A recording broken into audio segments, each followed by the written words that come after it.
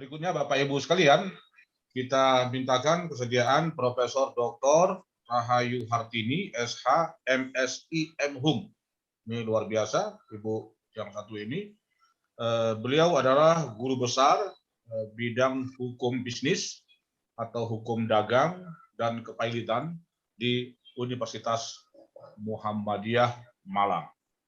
Banyak prestasi beliau, terutama buku-buku karya ilmiah yang tak terhitung, ya, tentang hukum bisnis, hukum komersial, penyelesaian sengketa kepailitan di Indonesia, hukum kepailitan, BUMN Persero, dan lain-lain, masih banyak karya ilmiah dan prestasi-prestasi akademik yang beliau raih. Nah, kepada Ibu Profesor Dr. Rahayu Hartini, SH, MSI, MHum, kami persilakan untuk menyampaikan presentasinya yang berjudul Urgensi Penegakan Hukum secara Adil untuk Melindungi Masyarakat. Dipersilakan. Assalamualaikum warahmatullahi wabarakatuh. Waalaikumsalam warahmatullahi wabarakatuh. Baiklah, pada kesempatan ini saya sampaikan terima kasih terlebih dahulu kepada moderator yang telah memberikan kesempatan untuk saya menyampaikan materi urgensi penegakan hukum secara adil untuk melindungi masyarakat dalam FGD yang dilakukan pada pagi hari ini.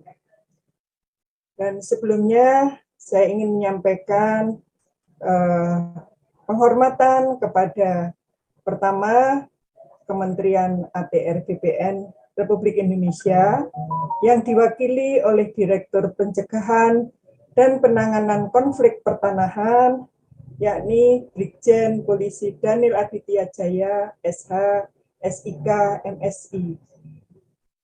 Yang berikutnya kepada Yang Mulia Hakim Agung Mahkamah Agung RI, Dr. Pri Pambudi SHMH, kebetulan beliau ini juga sebagai kakak kelas saya waktu di UGM, waktu S1. Yang terhormat Bareskrim Polri, yang diwakili oleh Bapak AKBP Wagino SH, yang saya hormati juga Kemenko Polhukam Profesor Dr. Mahfud MD, kemudian DPR RI Komisi 3 Bagian Hukum, yang terhormat Dr. Hinka Panjaitan SHMH, yang saya hormati Panitia Penyelenggara FGD, Research Konsultan Indonesia, yang berkolaborasi dengan sejumlah LBH dan Asosiasi Pengacara Syariah Indonesia, kepada Ketua Umum PPIPAD periode 2015-2018, Dr. Safran Sofyan SH, SPN, MHum, kemudian yang amat terpelajar, Profesor Dr. Ibrahim Siregar, MCI, Rektor UIN Padang Sidempuan, Dr. Endang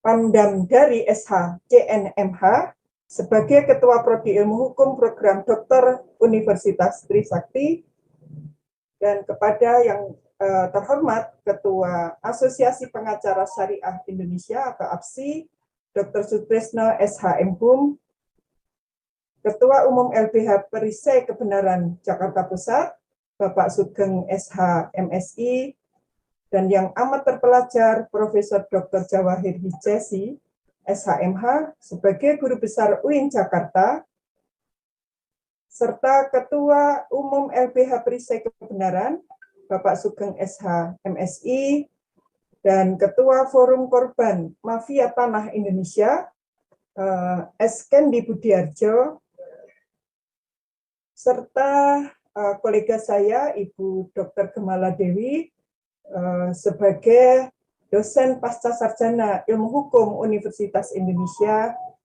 dan juga Dr. Yusuf Saiful Jamil SHMH, dosen Fakultas Hukum Unpad Bandung, Dr. Budi Abdullah SHMHum, Ketua LBH Islahiyah, dan Bapak M. Daniel Alamsah SHMH, LBH Syariah Bandung. Juga tak lupa terima kasih saya sampaikan kepada panitia pelaksana kolaborasi nasional sejumlah LBH, Episode Consulting, dan Asosiasi Pengacara Syariah Indonesia. Bapak Ibu peserta FGD yang saya hormati, sebagaimana kita ketahui bersama bahwa Indonesia ini adalah negara hukum, Rechtsstaat, bukan negara kekuasaan, Machtsstaat. Dalam suatu negara hukum seperti Republik Indonesia, bahwa hak-hak privat setiap warga negara atau subjektif private right haruslah mendapat perlindungan hukum dan mendapatkan keadilan hukum. Salah satu aspek hukum yang harus ditegakkan secara adil adalah masalah hukum pertanahan dan hukum privat. Dan sebagai dasar pemikiran bahwa pada saat ini permasalahan mafia tanah ini kembali marak dan menjadi isu yang hangat di pentas nasional. Karena itu, pemerintahan Jokowi berkomitmen untuk memberantas kejahatan mafia tanah tersebut. Dan sejumlah instansi yang terkait langsung ini telah membuat Satgas Pencegahan dan Penindakan Mafia Tanah tersebut. Seperti misalnya Kejaksaan, Kepolisian, Kementerian APR BPN, dan lain sebagainya. Mafia tanah adalah seseorang atau sekelompok orang yang melakukan tindakan kejahatan di bidang pertanahan secara melawan hukum untuk memperoleh tanah atau hak atas tanah dengan tidak harus membelinya, namun didapat dengan cara bekerja sama dengan oknum BPN misalnya, oknum penegak hukum misalnya, notaris atau PPAT, penyandang dana, begitu juga pengacara, atau mungkin juga bisa dilakukan dengan lurah atau kepala desa yang menyimpang dari ketentuan yang berlaku. Hal ini sebagaimana pernah dikemukakan atau muncul di dalam konferensi pers BPN yang dilakukan pada 18 Oktober 2021 yang lalu.